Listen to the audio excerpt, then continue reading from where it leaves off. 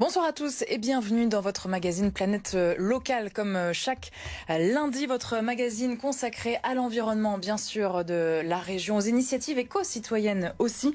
2021, vous le savez, c'est une année très compliquée pour les apiculteurs de la région. Les pertes de miel peuvent atteindre les 50%, voire même 80%. L'abeille, par ailleurs, au cœur de nombreuses préoccupations. On en parle avec notre invité ce soir, Daniel Cagna, président et cofondateur de l'association Abeilles des Terrils, basée à Libercourt, dans le Pas-de-Calais, oui aussi, mais dans le bassin minier, je voulais dire. Bonsoir. Bonsoir. Merci beaucoup d'avoir répondu à notre invitation. Et comme chaque semaine, Nour Ouladi nous accompagne aussi en plateau. Bonsoir.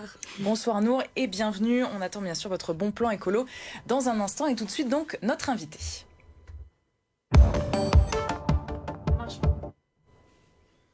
Comme vos confrères partout en France, est-ce que vous avez souffert justement d'une récolte très amoindrie cette année ? Énorme, catastrophique. Au niveau régional, mais également au niveau national, voire même Europe. C'est une catastrophe. Et vous, puisque vous êtes apiculteur, hein, vous récoltez du miel depuis une petite vingtaine d'années. Vous avez vu la différence du coup ? Oui. Oui, vous allez avoir des ruches vides. Pas de miel, pas de récolte. Qu'est-ce qu'il explique ? Essentiellement la météo. Ce qu'on a vécu cette année est exceptionnel. En 20 ans d'expérience, je n'ai jamais vécu ça. Qu'est-ce qui s'est passé exactement cette année du coup ? Les gelées. Début de saison, les gelées, les printemps, les étés pluvieux. Les abeilles ne sortent pas, ne peuvent pas récolter le nectar, ne peuvent pas récolter de pollen. Donc pas de production. Pas de réserve pour elles pour l'hiver, donc ça risque d'être dangereux aussi pour l'hiver. Et pas de récolte pour les apiculteurs. Ça, c'est un impact direct du réchauffement climatique, du dérèglement climatique en tout cas. Enfin, vous le vivez finalement concrètement. Oui, tout à fait. Oui. C'est lié. C'est lié.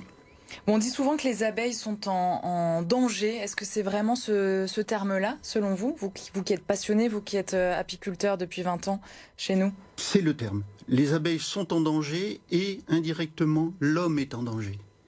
Parce que depuis quelques années, on s'aperçoit que les espaces urbains diminuent au détriment des grandes surfaces, au détriment des centres-villes, donc moins de floraison.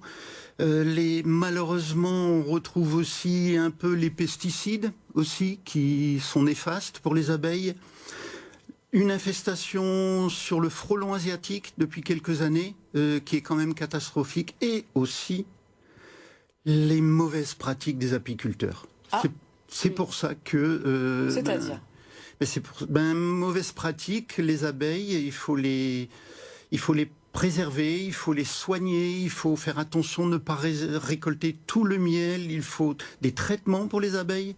Vous disiez qu'il existait même une sorte de pratique vétérinaire pour s'occuper de l'abeille ? Oui. Comment ça marche ? Nos abeilles sont, je veux dire, attaquées par un acarien, un petit acarien qui se met sur elle et qui suce continuellement son hémolymphe. L'abeille n'a pas de sang comme l'humain, et le fait de sucer cet hémolymphe, elle les affaiblit. Donc il y a des traitements que l'on met après la récolte de miel, parce que c'est quand même un médicament qui est vendu avec AMM, c'est-à-dire autorisation de mise sur le marché. Et bien il y a des règles à respecter. On fait un traitement, on enlève le traitement, on contrôle le nombre de ce qu'on appelle le varroa, et malheureusement on rencontre trop d'apiculteurs qui mettent la ruche dans le fond du jardin et on laisse faire la nature. C'est faux. C'est vraiment une association abeilles et hommes ? Hommes, impérative. Et ça demande beaucoup de rigueur. Est-ce que vous, justement, au sein de votre association, vous transmettez des bonnes pratiques ? On transmet les bonnes pratiques même par des cours. D'accord. On appelle ça l'initiation à l'apiculture. On fait ça sur 15 samedis après-midi, de janvier à octobre, avec toute la partie théorique et la partie pratique. Et après cette formation-là, ils sont à même de gérer et d'avoir leur propre ruche et de pouvoir même récolter leur miel. On a listé un petit peu les ennemis, entre guillemets, de l'abeille. Il y a aussi le néonicotinoïde, si je ne dis pas de bêtises, parce que c'est dur à prononcer, à utiliser pour le traitement des betteraves, qui est autorisé chez nous en France. Ça, c'est une catastrophe aussi ? Alors, c'est parmi les catastrophes. Ce n'est pas que cette catastrophe-là. Et oui, les abeilles sont désorientées. Elles sont affaiblies. De ce fait-là, elles produisent moins, elles nourrissent mal le couvain, donc les nouvelles ouvrières sont également affaiblies, donc la colonie s'affaiblit. Et alors par contre, quand il y a une forte infestation, on perd la ruche. Une ruche, c'est combien potentiellement d'abeilles? En pleine saison, 70-80 000 abeilles dans une ruche, à peu près. Une reine pond entre 1000 à 1200 œufs par jour en pleine saison. Alors la pleine saison, du coup, c'est de quand à quand? De mai à juin-juillet. Pourquoi c'est important d'introduire, réintroduire, d'installer des ruches pour l'écosystème? Qu'est-ce qui se passe véritablement? Alors, il y a plusieurs choses. La première, en France, est-ce que vous avez une idée de la production française par rapport à la consommation? C'est-à-dire, on produit combien de miel en France pour ce qu'on consomme? 30%. 30%. 25 à 30%. Donc, le reste, c'est de l'importation. Donc, il est important de produire du miel en France. C'est aussi, il y a un argument économique aussi. Dire. Il y a un argument, oui, économique pour les professionnels. Mais là, moi, je ne vous parle pas en tant que professionnel. Mais oui, pour les professionnels, il y a un impact également, bien sûr. L'impact, cette année, ils vont le vivre aussi. Parce que sinon, pas de production, c'est catastrophique pour eux aussi. Oui. Donc c'est important de réinstaller des ruches, important. Y compris en milieu urbain, ça on en fait de plus en plus. Pourquoi c'est important aussi en ville? Je ne suis pas tellement favorable à l'abeille en ville, mais ça c'est moi personnellement. Pourquoi? Parce que la trop grande concentration, elle peut poser problème aussi à l'écosystème des pollinisateurs, des butineurs. Il n'y a pas que ça, c'est pas le fait de dire d'avoir un beau jardin, un beau parc public avec quelques pissenlits, de dire je vais mettre une ruche, avoir des abeilles. Est-ce que vous avez une idée du nombre de fleurs qu'il faut butiner pour avoir aux alentours d'1 kilo de miel? Des centaines? Non, des milliers? 10 000? Entre 1 et 1,2 million de fleurs pour faire 1 kilo de miel.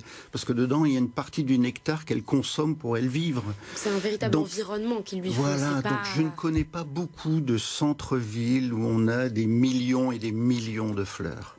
C'est pour ça que vous êtes sur les terrils? Sur les terrils, oui, mais il n'y a pas que les terrils. Oui, l'association Abeilles des Terrils que j'ai donc créée avec 4 amis apiculteurs, parce que dans le secteur où je réside, le bassin minier, il n'y avait aucune structure apicole. Donc on a souhaité créer ça. Aucune, c'est étonnant, c'est un gros bassin de population quand même. Beaucoup d'apiculteurs, mais pas de structure réunissant les apiculteurs, leur permettant d'échanger les expériences, de partager. Et il n'y en avait pas, donc on l'a créé. Avec, premièrement, la vocation d'initier, donc de créer des cours, de l'apprentissage sur l'apiculture, d'organiser et de gérer des ruchers communautaires, le principe des jardins ouvriers, pour que l'apiculteur qui n'a pas de terrain ou qui n'a pas les millions de fleurs autour de chez lui puisse disposer d'un terrain comme les jardins ouvriers. Bon, en tout cas, si vous habitez à la maison le bassin minier, n'hésitez pas à vous rapprocher des abeilles du terril. Des terrils, je me disais bien que je disais une petite faute, une petite erreur pour vous renseigner un petit peu sur tout ça. Merci beaucoup, Daniel Cagna. Mais merci à vous. Vous restez avec nous pour le bon plan écolo de Nour. Bon, j'ai beaucoup bafouillé, malheureusement.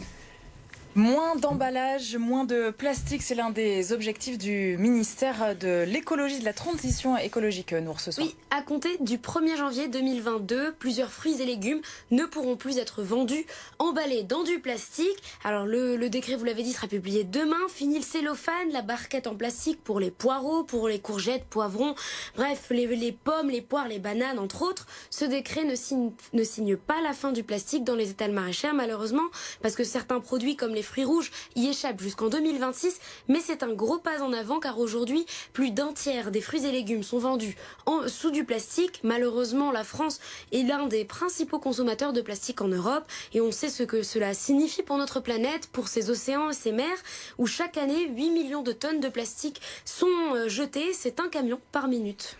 Donc l'idée, Nour, c'est de consommer en vrac, évidemment, d'acheter en vrac. Oui, parce qu'aujourd'hui, en fait, on peut faire quasiment toutes nos courses en vrac, des pâtes, des fruits secs, bien sûr, mais aussi du gel douche, de la lessive ou même des croquettes pour chiens. L'avantage, c'est qu'on peut acheter la quantité dont on a besoin et éviter la surconsommation. Bon, vous connaissez le principe, il faut un contenant réutilisable et encore beaucoup d'entre nous n'ont pas cette habitude de faire leurs courses comme ça. 59% des Français déclarent n'acheter quasiment jamais des produits en vrac, mais on le voit, il y a du changement. La preuve, dans la région, les épiceries spécialisées dans le vrac se multiplient. Il y a même donc des rayons dans les supermarchés. Il y en a plus d'une quarantaine de ce genre d'épiceries. Vous pouvez les retrouver sur la carte du vrac des Hauts-de-France sur le site Zero Waste. C'est une carte participative. Donc si vous connaissez un commerce qui vend en vrac, vous pouvez aussi l'ajouter. On peut l'ajouter sur le site, ça c'est un bon plan. Merci beaucoup. Exactement. Nous, on se retrouve la semaine prochaine pour un nouveau numéro de Planète Locale. Merci Daniel Cagna d'être venu nous parler de votre passion pour les abeilles. Demain, nous parlerons bien sûr économie avec votre magazine Hauts-de-France Business et notre invité demain, le président de la CCI Hauts-de-France, Philippe Ourdin.